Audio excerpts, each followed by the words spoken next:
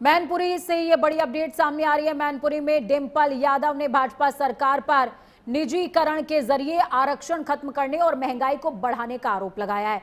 उन्होंने साफ तौर पर कहा कि रेलवे और एयरपोर्ट जैसे सरकारी संस्थानों के निजीकरण से नौकरियों में आरक्षण की व्यवस्था प्रभावित हो रही है।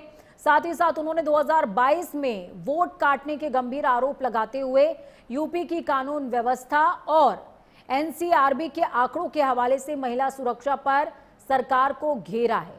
मैनपुरी से ये बड़ी अपडेट आपको बता रहे हैं। डिंपल यादव सरकार पर निशाना साधती हुई नजर आई हैं। रेलवे हो या फिर एयरपोर्ट, सभी का प्राइवेटाइजेशन किया गया है। हवाई चप्पल पहनने वाला कैसे हवाई यात्रा करे? जेवर से लखनऊ का किराया 10,000 कर दिया है, ये कह रही हैं डिंपल।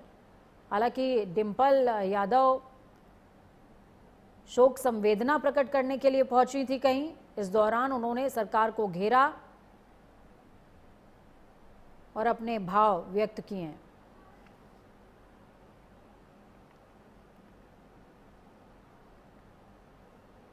सबसे पहले तो जहाँ बात होती थी जो सरकार की जो पूंजी है सरकार के हाथों में रहे, तो जब से भारतीय जनता पार्टी आई है जितनी भी सरकार की पूंजियां हैं, चाहे वो हमारे रेलवेज हो, चाहे वो हमारे एयरपोर्ट्स हो, वो प्राइवेटाइज कर दिए गए हैं भारतीय जनता। और जितना प्राइवेटाइजेशन भारतीय जनता पार्टी के समय हुआ है, निजीकरण जिसको कहा जाता है, जहाँ पे अगर सरकारी चीजें होती है, सरकारी व्यवस्थाएं होती है, तो फिर मैं समझती हूँ आरक्षण भी लागू होता है नौकरियों में। लेकिन जब आप निजीकरण कर देंगे तो आरक्षण कहाँ से लागू होगा? सबसे पहली बात तो ये।